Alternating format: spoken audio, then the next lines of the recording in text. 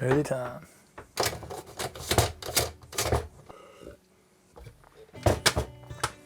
Coconutty. What do you think about the new posse? Bit of a change in scenery, feng shui. Saw a big brown snake yesterday.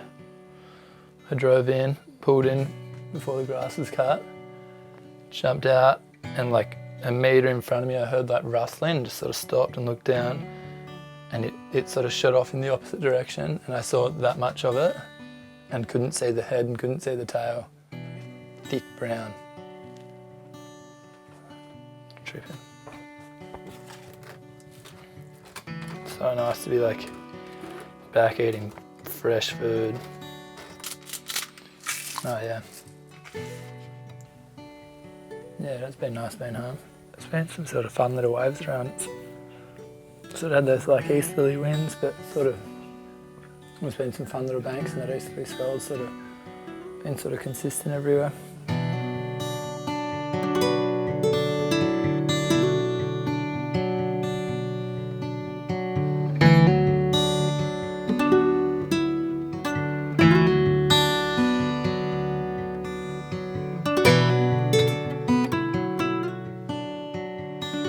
It was really cool to be able to travel with Laurie. You know, he doesn't get to travel as much these days, and I think he's pretty content with that and spending a lot of time with his family. And he, you know, he's tiling and works really hard, and because he's always sort of chasing, you know, the biggest, wildest swells. But to have a trip and experience like this with him, surfing some, you know, more user-friendly waves, and to be able to feed off his froth a little was. Yeah, it was an absolute treat. Ryan and Laurie have become quite good mates too. They, you know, both live in the same neck of the woods and get to surf a lot together and share, you know, similar morals, and yeah, everything's, you know, pretty simple at Ryan's place. You know, his approach, and it's something that I really appreciate. He's, you know, lives super simply. He's got his, you know, little tiny home that he's basically built from scratch himself, and you know, I think he has about 3 changes of clothes and 1 surfboard. I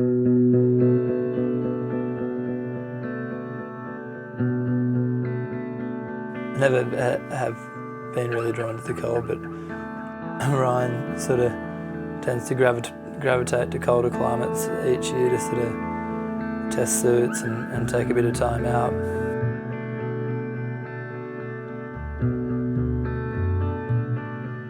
He sort of asked Laurie and I to join him for a few weeks, and so I guess that's how it sort of came around. It was cool to be a part of the trip with them. The landscapes and mountain ranges and passes and glaciers and wildlife, for me it felt like, you know, seeing, I guess, nature in a part of the world in its most purest, untainted form. It was pretty incredible. It's an experience that I won't ever forget.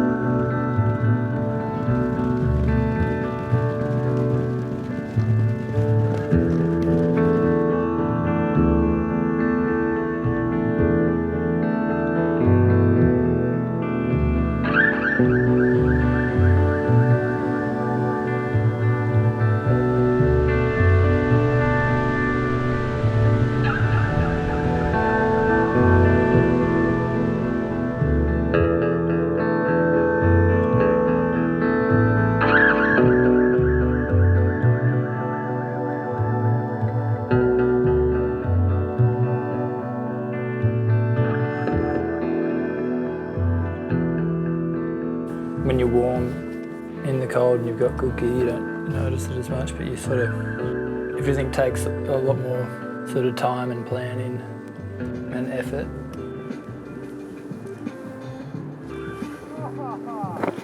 Anyone see that one?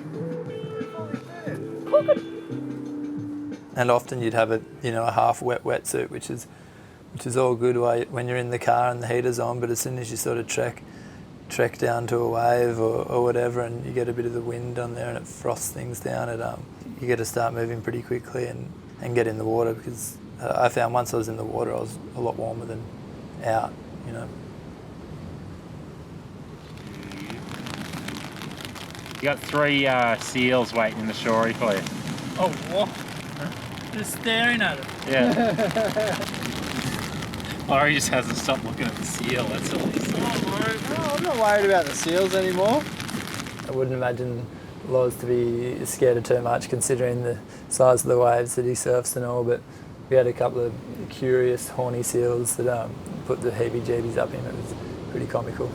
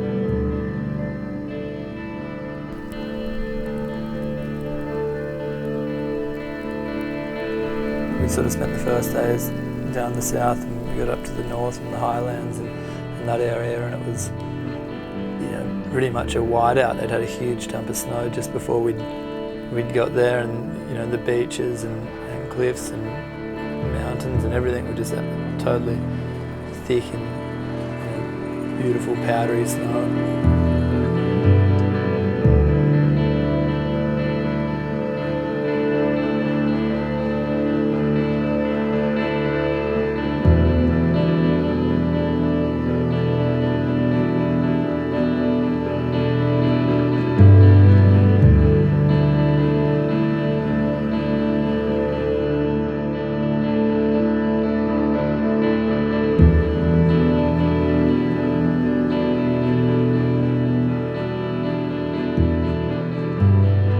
For me, that was the first time I've ever seen snow that close to the ocean, and I know Laurie was over the moon. He got to tick that off his bucket list. He was frothing around like a kid. It was unreal. All the elements make for, I guess, a deeper adventure and experience, you know. And finding places is definitely more challenging, and the waves that you get aren't necessarily better, but when you do find them, the reward's a lot sweeter.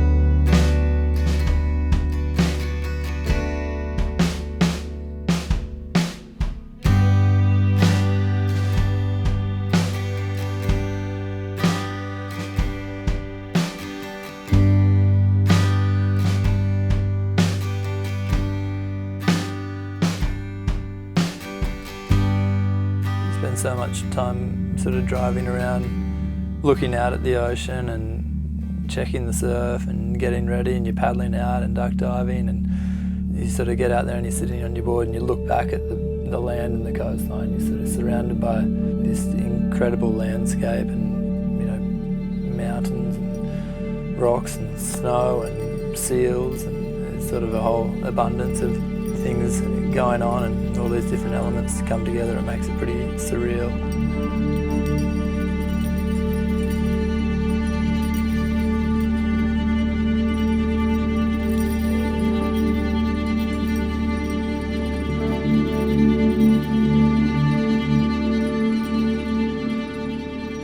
That was the first time Loz and I had travelled together, and you know, he's an absolute frother and a ball of energy in the surf.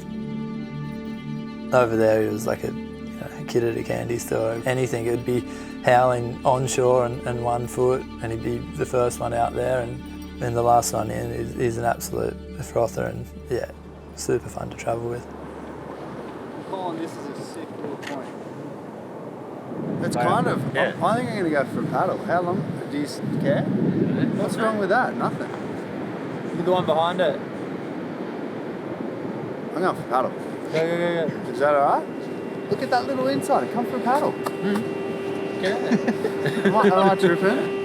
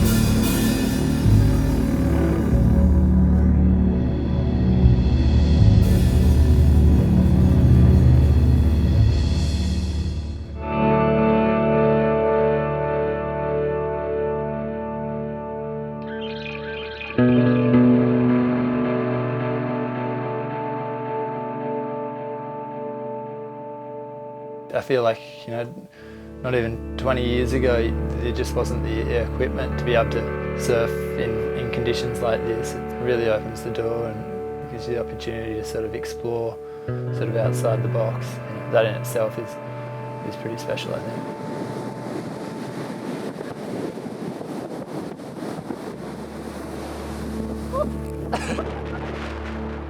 You know, on that day it was these like heaving, chunky sort of shore break tubes in, you know, 4-degree water.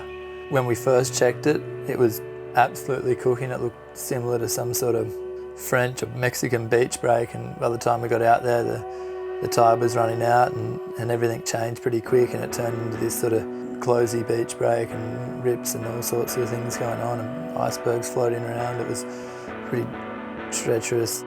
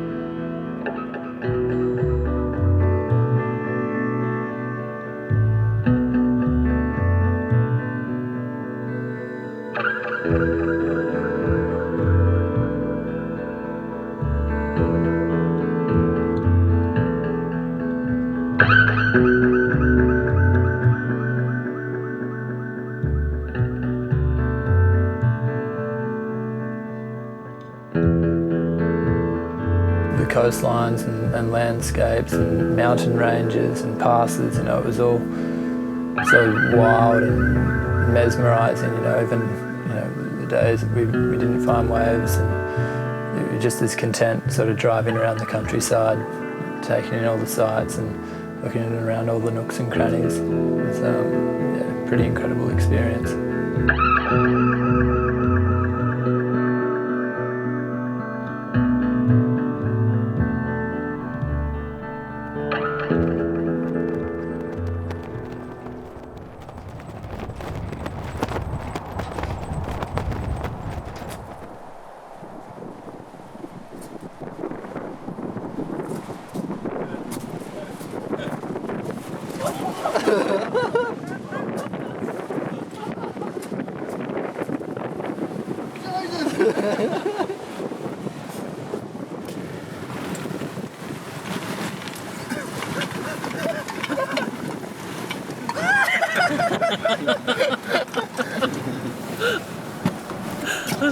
We had some, you know, a whole lot of wild weather over there, but there was one day in particular where winds were between, I think, like 70 to 100 k's an hour, and we were getting thrown all over the road in the car, and we were going past, you know, upside down waterfalls, and finally sort of got to the waves, and it was howling offshore, and the wind chill was, you know, around -10, and I think we stayed out there for about, you know, 3 or 4 hours.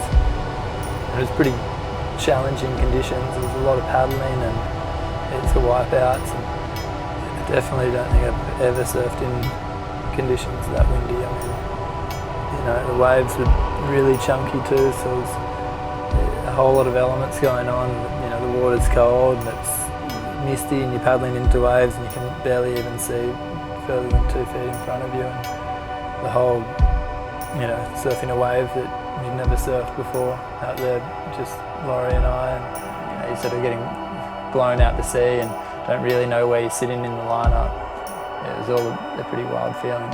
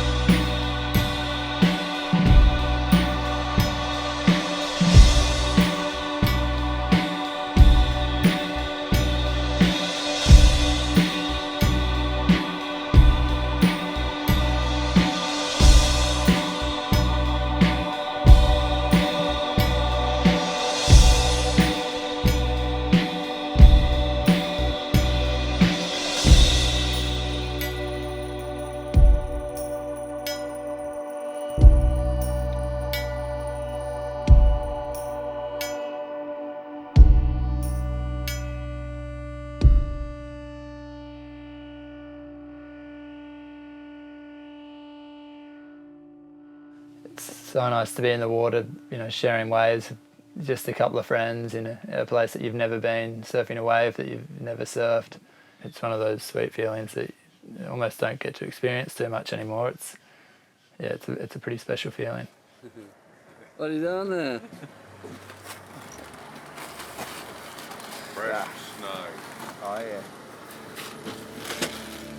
Looking back on the trip, to spend some time in such a raw and beautiful environment, you know, to have that experience, something I'm definitely really grateful for. It'll sit with me for a long time, and you know, the people there, have to be some of the hardiest people I've ever met, and you know, sort of their way of life is, you know, it's pretty inspiring, but it's also so sweet to come back to warm weather and warm water, and yeah, I have to take my hat off to them.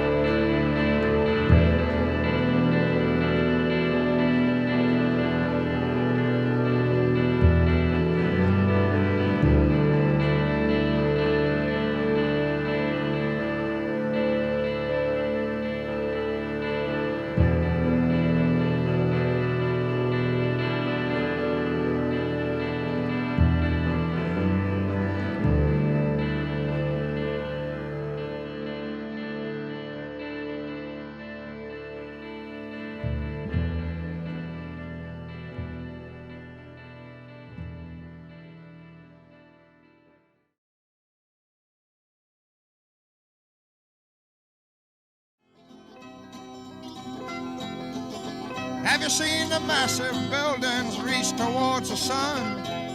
Seen the fields of barrenness from the work that man has done? What about the dams and weirs that feed the countryside? I've seen the brownness of the grass when the dams and weirs run. Just give me sunshine through the autumn.